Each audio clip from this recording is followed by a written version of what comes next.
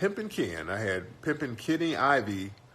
He was at the office today. He's working on a film, a couple of things, and I did some filming with him. He was interviewing me, and I was chopping it up with him. You did? They cut the camera, went to a pancake commercial. Oh yeah, they expect me to be.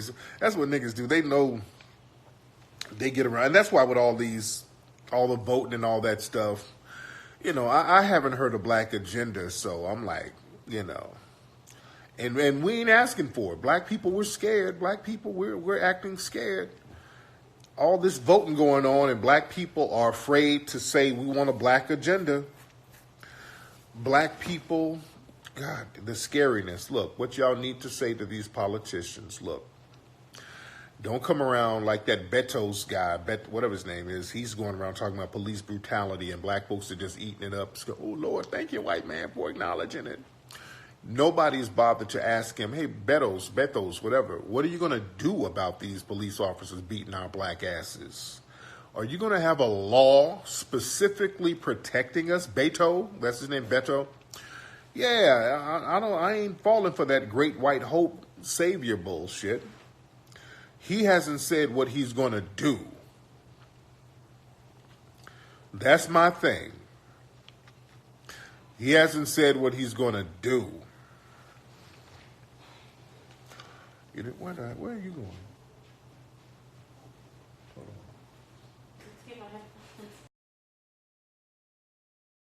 Where are your headphones?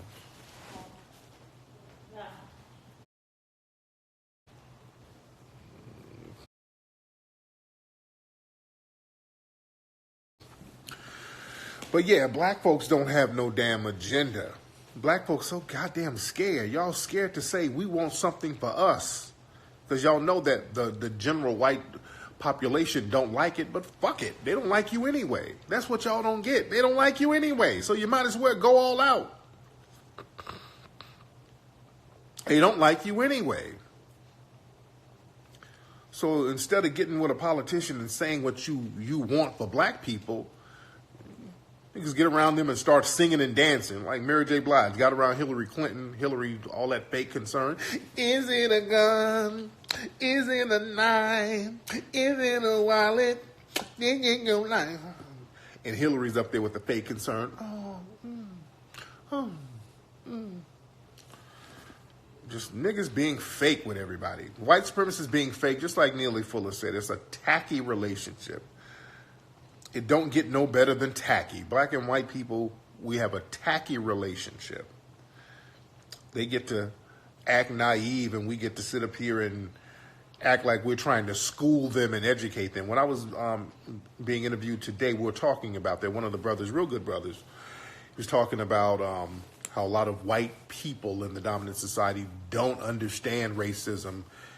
And I told them, that's a crock of bullshit. People in the dominant white society are very well aware of systematic racism. They are not dumb. They are not dumb at all, and that's a big con game they run on black people. The white supremacists in particular, they know everything. They are very knowledgeable people. But all of a sudden, you notice when it comes to white supremacy, all of a sudden they don't know nothing. And I picked up on that, and I really saw it for what it was when I was in Samoa. We were in Samoa, me and the family, and there's this white supremacist who was our tour guide. We ordered a tour guide to come pick us up from the hotel. And a white dude pulled up. I'm like, what the hell? I thought it was like going to be a Samoan pull up and show us around. But this white dude, and he just knew everything about the island. Oh, he knew the fruits, the plants, the animals, the insects, the soil. You show him a little seed on the ground, he'll tell you the history of that seed, everything. Every few seconds we drive by, he's pointing this out, pointing that out. I mean, he knows everything. But when I start asking him about the people and when the colonization happened and when the native people were subjugated, stuff that harped on race, all of a sudden he didn't know nothing. I said, when did the U.S. come in and kind of colonize everybody? Oh, I don't know. I'm not sure about that. Really? Really, nigga? All of a sudden, you're drawing a blank. You know how the history of the breadfruits and the taro root. I mean, you know all that shit. But now, when were the people dominated? When were the native people dominated? Oh man, I don't know. I can't recall the year. So now you don't know nothing. And I'm like, wait a minute. He's like every other white supremacist. He's playing dumb. This motherfucker, wait a minute. That's why I knew, wait a minute. This nigga when the leaf blow by, he's telling me the history of the leaf.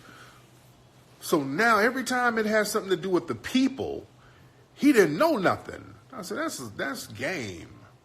That nigga's on code. He's on code like a motherfucker. Okay. So they always like that. They always play dumb. And y'all black people stop falling for it. They play dumb.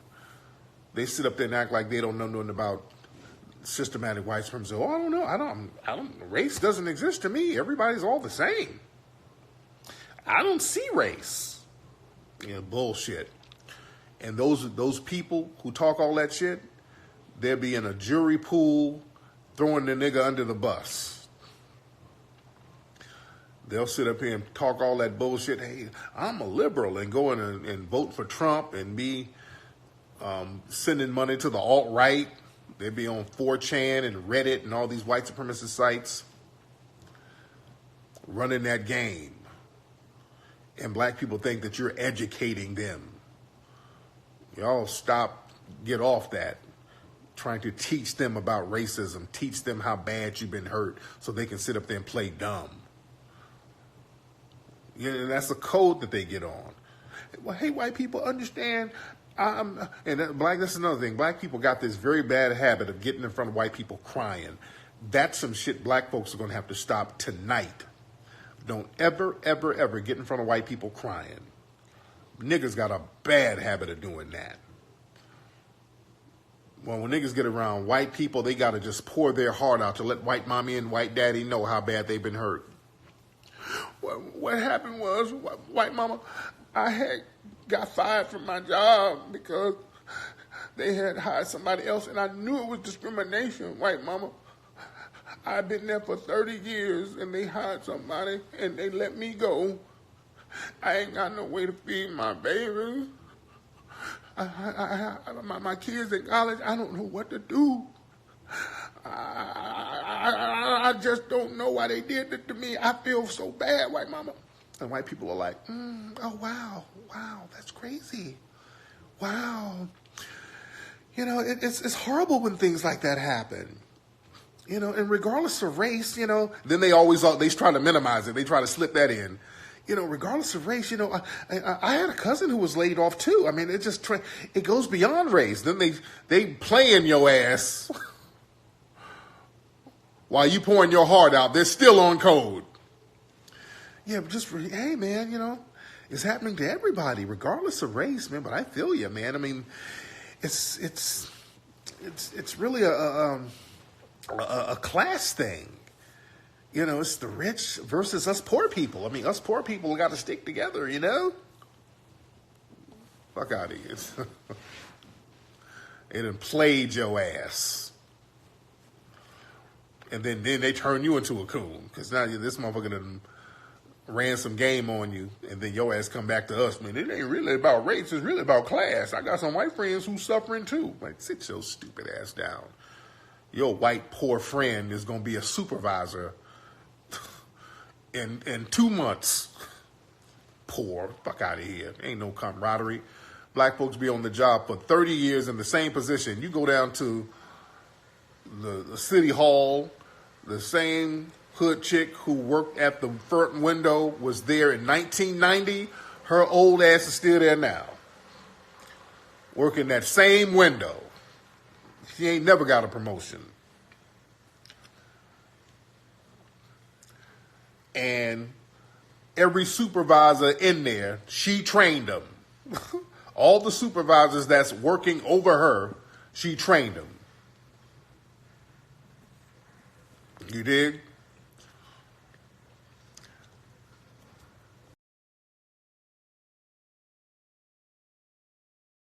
They've run that game on you like y'all got some kind of camaraderie.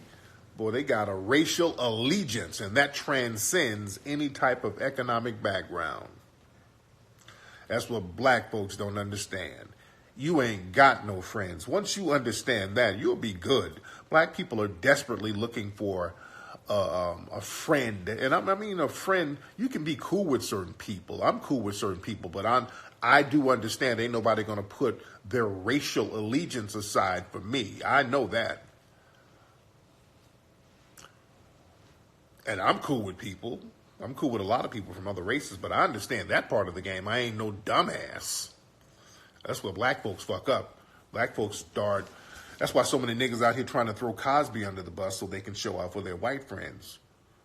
Man, fuck Cosby. That nigga a serial goddamn rapist. He's a serial rapist. But you notice none of them people are saying that shit about Harvey Weinstein. These people aren't doing that for Harvey Weinstein and the others. That's what black folks don't understand. Y'all do all that showing out and ass kissing for nothing. Oh, black people stay at a company forever. Out here in Hollywood, I see white dudes who will work at a production company for 2 months. The next thing you know, he got his own production company. I see that all the time. Guys would bring me in to do pilots for shows, and then a couple of months later, hey, Tariq, man, it's me, Brad. Yeah, I'm not over there at Endeavor no more, man. I got my own production company, man. We just got to deal with WeTV. Come on down. You know, they be hustling the game, man.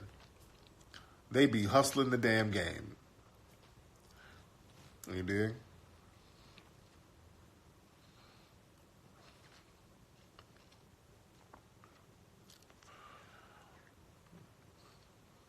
But yeah, they trick us to do any damn thing.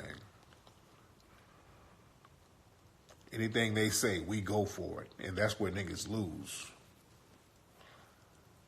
Yeah, black people, we don't believe in long-term plans. Real talk, and that's the thing. We got to start thinking in long-term. That's real talk. We don't think in long-term. Because really, and let's break down the history of that. A lot of times when black people would save their money, especially when they would put money in the Freedman Bank and all that stuff, the white supremacists would just take your shit. When black people tried to invest, you know, they took millions of dollars out of the Freedmen's Bank, which, you know, we need to talk about that publicly to try to get some of that money back. Also, when black people built up these communities and invested in real estate, the white supremacists would just come and burn the shits down and take the land. So black people got into the mindset, well, damn, let me just live for now. Let me just, you know, turn up. If I get some money, let me hurry up and enjoy it before these white supremacists take it. So we kind of, unfortunately, adopted that mentality. If I get some money, let me just ball out. That's why athletes and rappers, whenever these niggas get money, all of a sudden everything is just gratuitous. Let me just ball out. What's up, Ken Ivy? Make sure that's talking. That's Pimpin' Ken texting me now while I'm talking. But yeah, a lot of niggas, man, they get money and they want to show out and floss with it and all that stuff the minute they get it. And, you know, we got to get into the mindset of creating long-term equity and creating things that's going to appreciate in value over the years. See, sometimes you got to stop, discipline yourself temporarily and say, hey, let me stop turning up and let me invest in something that's going to make money in the long term. And I did that in the 90s. I always try to think at least 20 years ahead. When I was a very young dude, I wrote my first best-selling book, The Art of Mackin'. When I wrote the book, I knew it was going to be a huge book. And at the time, when I was a young dude, I was single, ready to mingle. Before I had this fine motherfucker right here. Look at nothing. You got your headphones on? What? Oh, nothing. No, I have them on, but what did you say? Nothing. I heard half of it. I said, before I had this motherfucker looking fine and so divine, I had a gang of breezies back in the day, yo. So I was at the, I was single and ready to mingle back in the day. A nigga was getting a lot of cooperation. You understand me? You dig? I mean, I was a player from the Himalayas. A nigga had all types of options up in the game.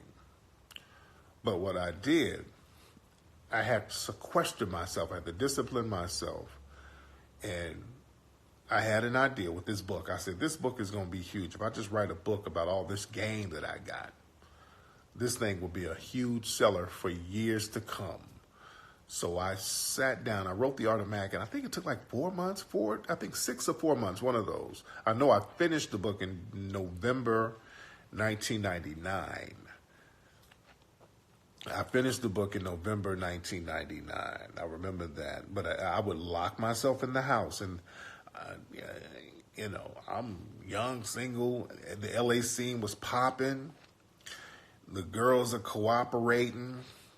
You dig? But I'm like, I got to put that to the side. I got to work on this book. I made myself work on the book every day. I disciplined myself to work on the book every day for 4 months. You dig? Why did I call it satire? Do you know what satire is, Martin? Martin, do you know what satire is? Let me deal with this dude right here. Let me deal with this dude. Martin, are you in here? Let me holler at this nigga. Martin, where you at? Let me deal with this dude. We got one of them niggas. Okay. Let me deal with this nigga real quick. It's always one of these old goofy niggas that you gotta explain shit to. Martin, are you in here, nigga? Martin, are you in here?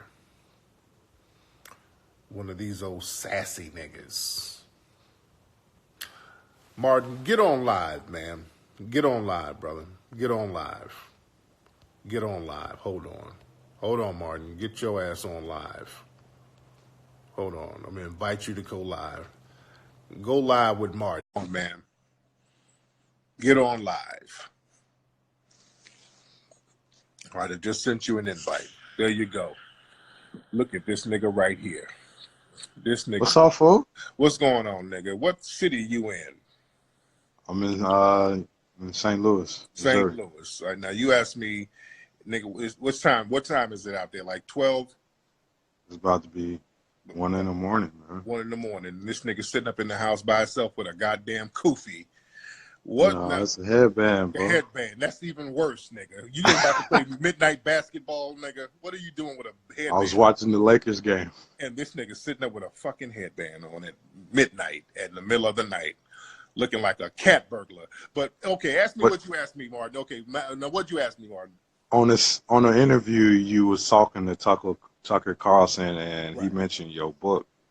And you said something about it was satire. It was meant to be funny. And I was trying to figure out why you said that about your book. Some of the stuff in the book, when you read The Art of Mackin', there's a lot of humorous things in there. You understand? There's a lot of humorous things. Gotcha. There's real game in there, but a lot of it was humorous. So what he was doing, Tucker was trying to take some of the shit that was clearly humor and trying to flip it in a real connotation. You dig? As if it were literal. And I'm like, wait a minute, you know some of the stuff that was satire. So it wasn't me minimizing the book. I was just pointing out some of the satire, some of the humor in the book. That's what satire is, it's humor. Just like the Mac Lessons radio show. There's a lot of satire and humor, but I dropped good game. You understand that? Yeah, no doubt. What the fuck you acting dumb? You know that. You're not no dumb nigga. I just wanted to know why you said satire for your book, and it has so many good points about the game, man.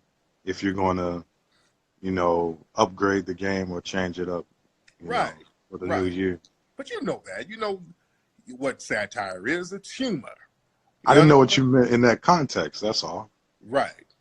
Hey, nigga, I'm up here going And you know Tucker Carlson was trying to flip the shit and make it something that it wasn't. You know what I'm saying? You know that. Nah, You I ain't no didn't. dumb. I didn't know that. You did know that. You're not no dumb dude, man. If you sitting up here with a headband at 12 in the morning, nigga, you know something. You a smart nigga nerd or something, nigga. You probably made straight fucking A's in school, didn't you? Nah, I do graphic design, but I ain't get straight A's like that. No. No doubt. No doubt. No doubt. What you do out there, man? What do you do? Graphic design? What else you do out there in St. Louis? Right now, that's all I'm doing right now. I'm single, trying to mingle, and just trying to make a way, man. Trying to make a way. Where the ladies at, man? The ladies are the ladies cooperating with you, Mark? They all right. They come and go. They come and go. All right, what you got to do, bro? You got to get that headband off, brother. You trying to what's going on with your hairline? You trying to hide that hairline? Hold your head No, down, brother. bro. Hold your head My down. hair is good, bro. My hair is good, bro. Well, no, that hairline is looking like a map of Oakland right now, brother. You better get your shit lined up, Martin. That's why you got to get that fresh fade. You got to get that thing lined on up so the ladies will cooperate with you. I hear you. All right, I'm back, y'all. Sorry about that. My the shit cut off on me. Hold on. All right, I'm back. I am back. Sorry about that, guys. Whew. I am back. All these ladies in here. There's a lot of ladies in the room. What y'all ladies doing up this time of night? All y'all ladies in here. Tasha Turner, Sweetie, whatever run for office. Oh, no. My man asked the question, would I run for office? No. No. I will not run for office, man. Hell no. Not me. Not me. I will not run for office. Y'all niggas will try to get me assassinated. These coons are lined up to try to get me assassinated if I ever ran for office. Coons are lined up. They give these niggas a bucket of chicken to try to assassinate me. Hell no. I'm good on that. I'm cool in the gang on that. Nah, I'll be behind the scenes, you dig? I'll be behind the scenes, you dig? What's up, Jihad Godbody? What kind of name is that? These names.